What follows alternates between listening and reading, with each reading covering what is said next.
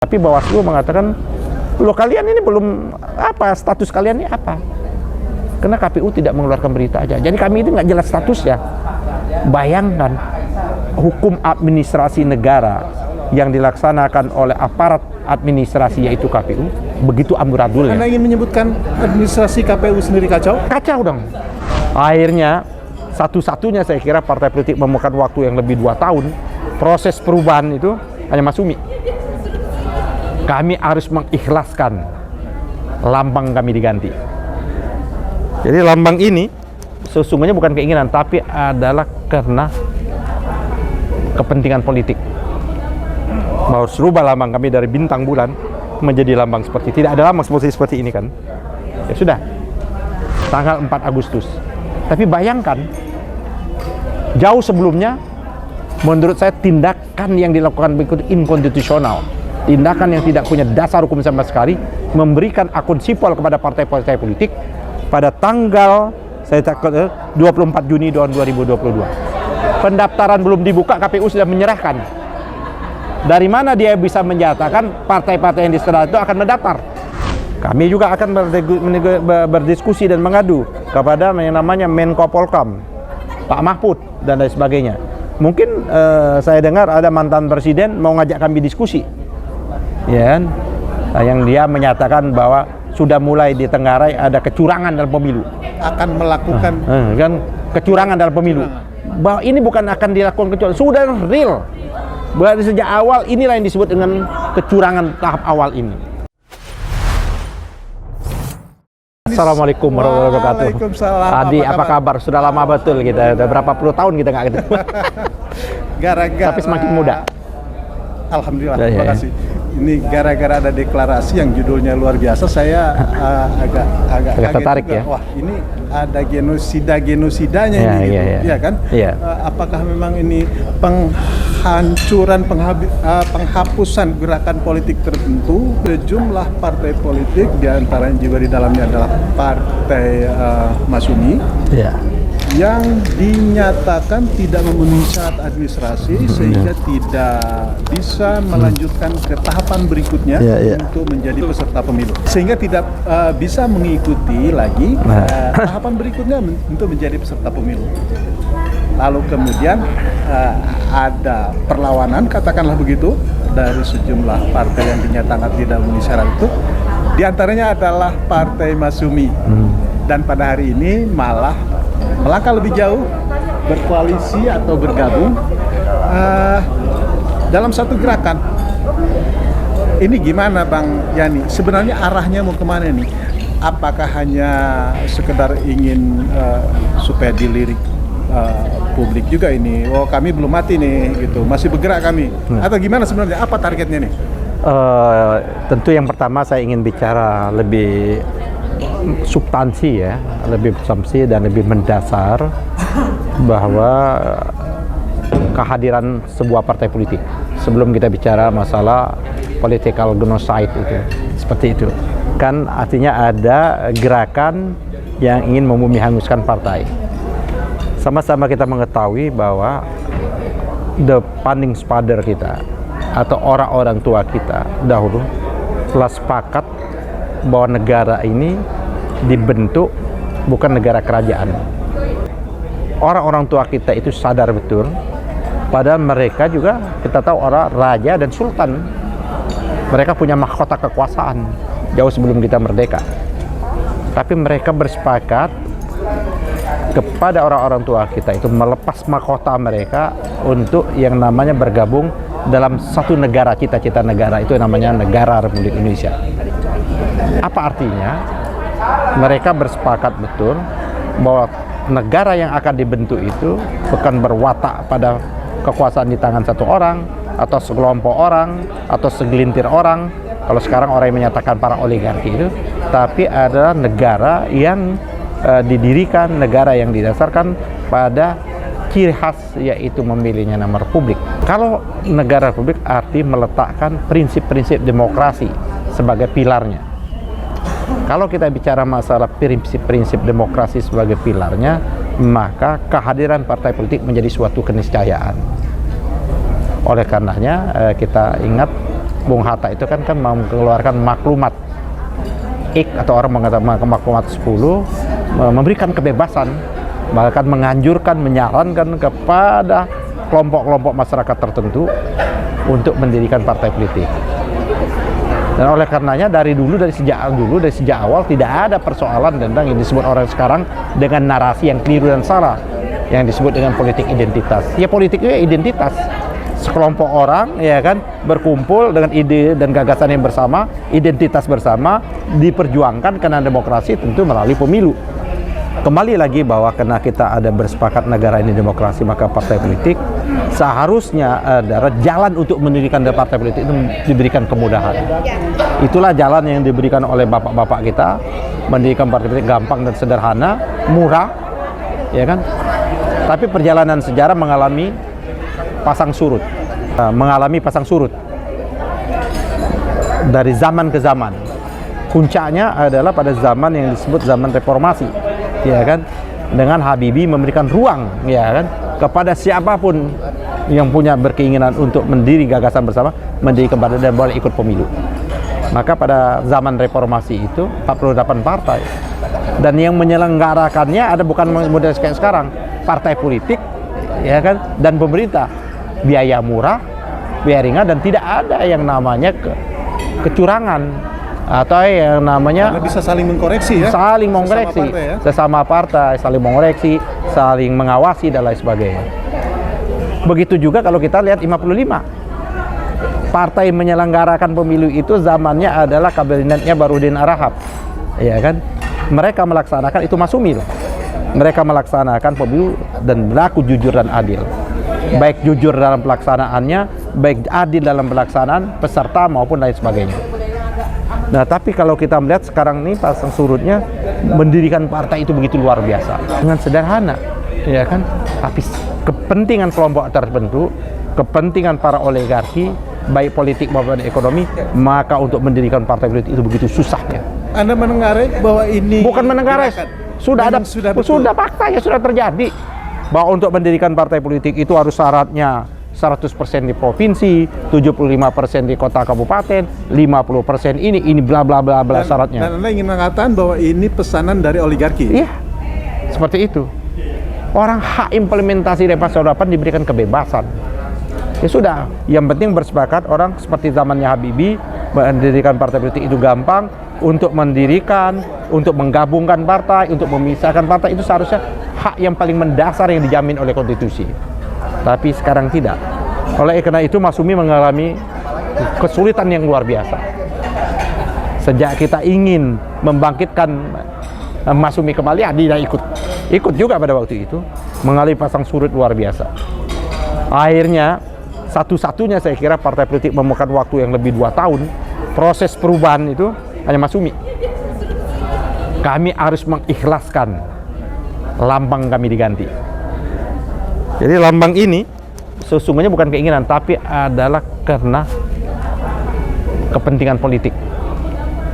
Bahwa harus rubah lambang kami dari bintang bulan menjadi lambang seperti, tidak ada lambang seperti ini kan. Ya sudah, bayangkan proses pemilu itu sudah berjalan, pendaftaran dibuka tanggal 1, diakhiri tanggal 14 pukul 23.59 menit. Masumi itu baru keluar SK perubahan anggaran dasar, perubahan pengurus dan perubahan lambang itu tanggal 3 Agustus. Bisa dibayangkan, kami harus merubah lagi lambang-lambang kami, dan ini merubahnya bukan hal yang sederhana karena seluruh Indonesia harus merubah SK, DPW, DPD, DPC dan lain sebagainya, ya kan? Tapi kami ikuti, kami lakukan. Akhirnya kami mendaftarkan kepada KPU, tapi jauh sebelumnya kami berkirim surat karena kami tanggal 4 menyatakan bahwa partai kami sudah ada perubahan anggaran dasar, sudah ada berita negara.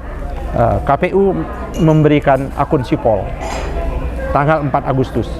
Tapi bayangkan, jauh sebelumnya menurut saya tindakan yang dilakukan berikut inkonstitusional, tindakan yang tidak punya dasar hukum sama sekali, memberikan akun sipol kepada partai-partai politik pada tanggal 24 Juni tahun 2022. Pendaftaran belum dibuka, KPU sudah menyerahkan Dari mana dia bisa menyatakan partai-partai yang diserah itu akan mendaftar? Dan Anda nilai ini melanggar ya? Saya kira betul. Kalau dalam konteks Pemilu? bukan, kalau kita lihat tahapan di tahapan pemilu itu jelas pelanggaran, karena tahapan pemilu belum dimulai. Kalau dalam konteks perdagangan itu disebut insider trading. Itu haram, hukumnya nggak boleh. Dan lebih parah lagi, putusan PKPU yang jadikan paduan itu baru 20 Juli tahun 2022. Bayangkan putusan diserahkan 2 Juni. Kan tidak masuk akal sehat kita. Serahkan barang dulu. Iya, ada peraturannya. Ya kan? Bagaimana ini? Seperti itu. Nah, kami Masumi ini datang ke KPU. Kita buka, tidak mungkin. Dalam waktu sisa 10 hari lagi, Masumi mengikuti yang namanya SIPOL, Sistem Informasi Partai Politik. Ya kan, Sistem Informasi Partai Politik. Oleh karenanya Masumi berkirim surat dan audiensi, kami menyampaikan nggak mungkin. Setelah kami buka tidak, karena tidak hanya untuk mendownload atau ini, tapi ada isian. Entry data ya? Entry data. Bagaimana mungkin mengintri data kepengurusan seluruh Indonesia dalam waktu mengintri data dan lain sebagainya? Nggak akan mungkin. Bahkan kalau mau jujur, mulai dari tanggal 1 sampai tanggal 14 hari, tidak semua partai politik mampu menyelesaikan intri data itu. Masuk akal dalam waktu 14 hari, aparat partai dari daerah sampai ke pusat melakukan entry data. Itu yang ingin Tapi karena mereka sudah diberikan dahulu, ini ada tindakan yang keliru. Ini ada tindakan yang salah. Bagaimana kalau kita mau ujian, soalnya sudah diberikan dahulu. Diisi di rumah, pas waktu ujian tinggal diserahkan jawabannya. Itulah saya menyebut tindakan yang ilegal itu, seperti itu. Bagaimana mungkin tanggal 24 Juni KPU sudah memberikan akun SIPOL, berarti mereka sudah ngisi dong. Nah, oleh karenanya kami menyatakan, oke, kata KPU, tidak harus pakai SIPOL. Karena boleh SIPOL, boleh hard copy, boleh juga soft copy. Jauh lebih bagus sistemnya Masumi daripada sistemnya KPU. Karena sistemnya KPU hanya berdasarkan kecamatan. Sedangkan Masumi, data yang ada di Masumi itu sampai ke tingkat desa dan gang. Datanya sampai ke gang, betul. Nah, setelah kami ketemu dengan KPU, kata KPU tidak harus. Oleh karena itu, maka KPU menyatakan bisa pakai ITL. ITL itu extract, transfer, load. Makanya kami mendaftar tanggal 14 Agustus. Pukul 21.04. Kami daftar, kami menganggap lengkap. Dokumen dan persyaratan sebagaimana kewajiban untuk mendaftar politik lengkap.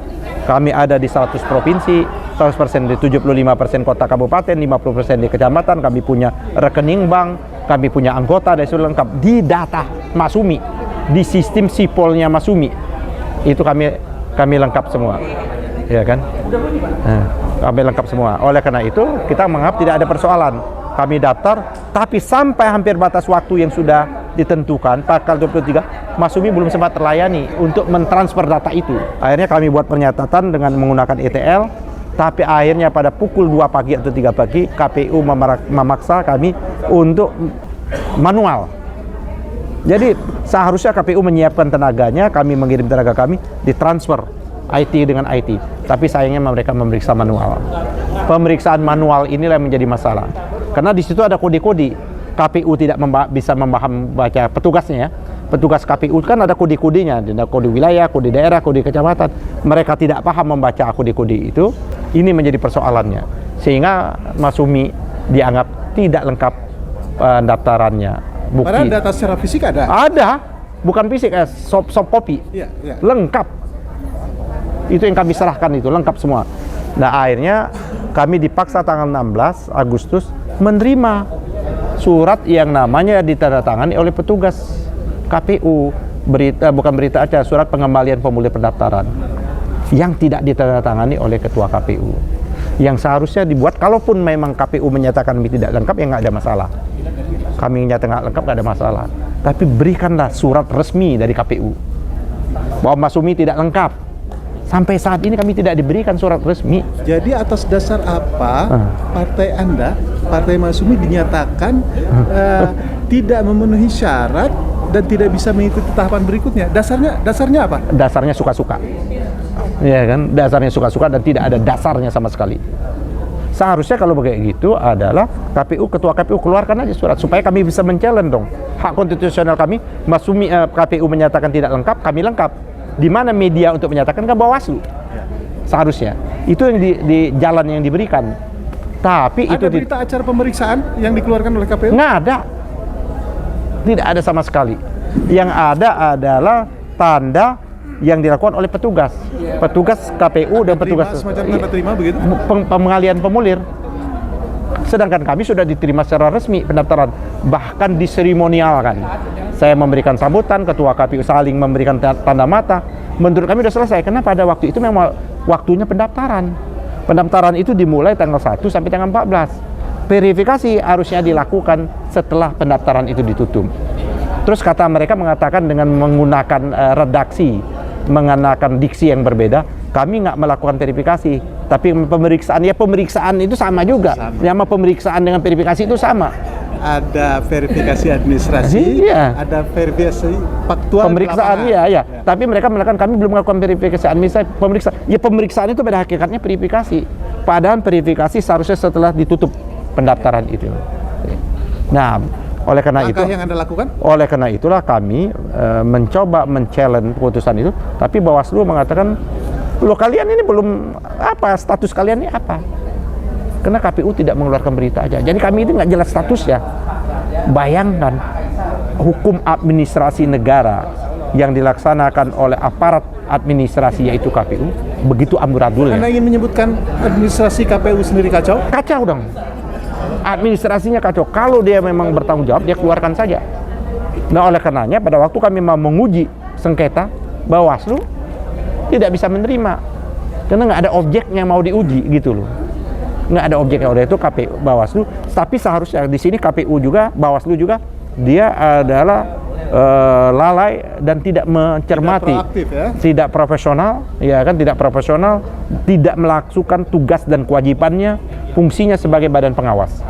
Karena jauh sebelumnya tanggal 27 atau 28 Juli, Bawaslu sudah mengirim surat kepada KPU yang artinya partai politik yang dianggap pemulir pendaftarannya dianggap diterima maupun yang tidak diterima harus dikeluarkan berita acara. Nyatanya KPU tidak mengeluarkan, tapi Bawaslu diam saja. Dia tahu. Kami setelah audiensi, seharusnya pada waktu setelah kami audiensi, Bawaslu segera mengirim surat, terbitkan berita acara. Andai kemudian walaupun terlambat keluar berita acara itu, langkah apa yang akan Anda lakukan? Itu kami mau uji. Menurut kami lengkap. Menurut KPU oke. Kan kita harus menguji kepada pihak yang betul-betul diberikan kewenangan oleh negara untuk memeriksa itu, baik Bawaslu maupun P2N. Nah, oleh karena pada waktu itu Bawaslu menolak, ya kan, akhirnya kami mengajukan permohonan di P2N. Apa yang dilakukan oleh P2N? Betul, gugatan kami tidak diterima karena menurut Bawaslu surat yang dikeluarkan, surat yang dikembalikan dari pemerintah itu bukan keputusan KPU. Artinya itu ada tindakan yang ilegal, tindakan yang adalah tindakan yang tidak didasarkan ketentuan sama sekali. Makanya P2N menyatakan tidak ada objek sengketa. Karena tidak ada objek sengketa, seharusnya kami diikutsertakan pada verifikasi administrasi dan verifikasi manual. Nah, oleh karena itu kami 16 partai yang tidak lolos pertama itu, ya kan, bergabung beberapa partai, 8, 6 awalnya itu, awalnya 10 partai. Tapi karena mereka masing-masing mau mengajukan gugatan masing-masing dulu, tinggal 6 ini, nggak apa-apa. Inilah yang kami pikir disebut dengan political genocide. Bagaimana tahapan demi tahapan, bagaimana untuk membantai dan membunuh partai politik. Padahal pilar yang terpenting di negara ini ada partai politik. Satu-satunya instrumennya untuk mencalonkan presiden dan wakil presiden partai politik. Mencalonkan anggota DPR, DPRD partai politik. Tapi partai politik sudah dibunuh dari sejak awal. Dengan syarat untuk mendirikannya, untuk menjadi peserta pemilu, belum lagi ditambah ada yang namanya parliamentary threshold, ada lagi namanya presidential threshold. Jadi betul-betul negara ini dikuasai oleh oligarki, baik oligarki ekonomi maupun oligarki. Untuk itulah kami bersepakat untuk melawan gerakan political genocide itu. Oke. Caranya seperti apa Anda melawan? Pertama tentunya karena kita negara hukum, negara konstitusional, tentu yang pertama lakukan langkah-langkah hukum. Oleh karena itu kami akan secara kolektif dilakukan atau ada hal-hal yang bisa kami lakukan bersama-sama dan ada hal-hal yang harus dilakukan masing-masing. Karena kalau gugatan dari TUN itu adalah objek masing-masing, itu bisa kami lakukan masing-masing partai. Karena Pandai sudah, mungkin besok Mas Sumi akan mengajukan gugatan lagi, dan gugatan mungkin bisa secara bersama-sama menguji yang namanya PKPU yang nomor 4 tahun 2002 ini.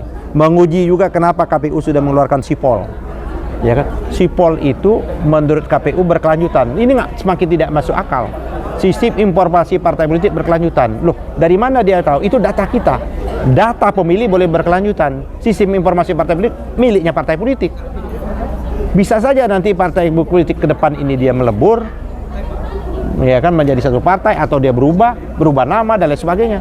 Bagaimana mengatakan bahwa sistem informasi partai politik berkelanjutan? Itu cara berpikir dan keliru, salah, dan tidak punya pinjakan secara undang-undang. Oke, itu secara hukum. Langkah secara politik apa yang kira-kira? Langkah-langkah secara politik tentunya ini deklarasi ya? Deklarasi. Berikutnya kami akan mengadu. Kan ada ini bagaimana tindakan yang tidak profesional, tindakan yang tidak didasarkan undang-undang, tentu kepada yang namanya DPR. Adresnya tentu kepada Komisi 2. Kami juga akan berdiskusi dan mengadu kepada yang namanya Menko Polkam, Pak Mahfud, dan lain sebagainya. Mungkin saya dengar ada mantan presiden mau ngajak kami diskusi, ya kan? Yang dia menyatakan bahwa sudah mulai ditenggarai ada kecurangan dalam pemilu. Akan melakukan kan kecurangan dalam pemilu. Bahwa ini bukan akan dilakukan kecurangan, sudah real. Berarti sejak awal inilah yang disebut dengan kecurangan tahap awal ini. Tahap awal yang sederhana saja sudah dilakukan yang namanya tidak adil, yang namanya tidak jujur, seperti itu. Oleh karena itu kami akan membuka diri. Oke, dalam gerakan-gerakan ini, Bang Yani, ini kan publik hanya melihat ini kan kepentingan partai-partai politik, ya kan? Yang dianggap tidak lolos kemarin. Ya, yang karena mereka nggak lolos, maka buat gerakan. Nggak ada urusan nih sama rakyat. Menurut Anda seperti apa? Justru disitulah yang salah. Ini kena urusan rakyat. Karena kami mendirikan partai politik ini adalah bagian kepentingan rakyat. Masa negara sebesar ini hanya ditentukan segelintir orang? Pertanyaannya, mereka-mereka yang existing sekarang ini memikirkan kepentingan rakyat atau tidak? Justru kami ingin keluar. Berpolitik itu tidak 5 tahunan. Mas Sumi, khususnya Mas Sumi, saya tidak ingin mengklaim yang lain, bahwa pemilu itu hanya satu saja dari kegiatan partai politik. Karena kami sudah partai politik ilegal, kami melakukan kegiatan-kegiatannya tidak hanya pemilu. Ya, kami memberikan advokasi terhadap rakyat, membela kepentingan rakyat, dan lain sebagainya. Untuk melibatkan, apakah gerakan ini juga melibatkan masyarakat, misalnya konstituen partai, atau seperti apa? Ya, saya kira kita belum melakukan hal-hal yang seperti itu. Tapi bisa saja ke depan hal yang seperti itu. Ya kan, kita akan bongkar kebusukan di mana-mana itu. Ya kan, kita akan bongkar, betul, serius kita akan membongkar ini. Nanti lihat saja, ada hal-hal yang akan tercengang publik, ya kan, ada waktunya nanti. Oke, kita tunggu Bang Yani. Sekali lagi kami menyatakan tidak semata-mata kami hanya untuk ikut pemilu, tidak. Tapi kami ingin menegakkan pemilu itu betul-betul mahkotanya jujur dan adil. Jujur dan adil itu mulai dari pikiran, menuangkan konsep peraturan, undangan, pelaksanaan awal, sampai penghitungan suara. Jujur dan adil itu adalah mahkotanya pemilu. Kalau pemilu tidak jujur dan adil, maka buat apa ada pemilu? Oke. Dengan uang cukup luar biasa loh, hampir 100 triliun. Kenapa nggak diserahkan kepada partai politik saja yang menyelenggarakan? Dulu kan asumsinya ada KPU supaya tidak ada partisan. Ternyata kita sama-sama mengetahui banyak anggota-anggota KPU di pusat dan daerah. Titipan partai-partai juga. Jadi ini kita menjadi hipokrit. Tentu kita tahulah titipan sana, titipan sini. Kenapa nggak langsung saja dilaksanakan oleh partai politik? Karena faktanya, tak kala pemilu itu dilaksanakan oleh partai politik, jauh lebih jujur dan jauh lebih adil. Karena saling mengawasi. Saling mengawasi, saling mengoreksi, saling menjaga, dan lain sebagainya. Oke.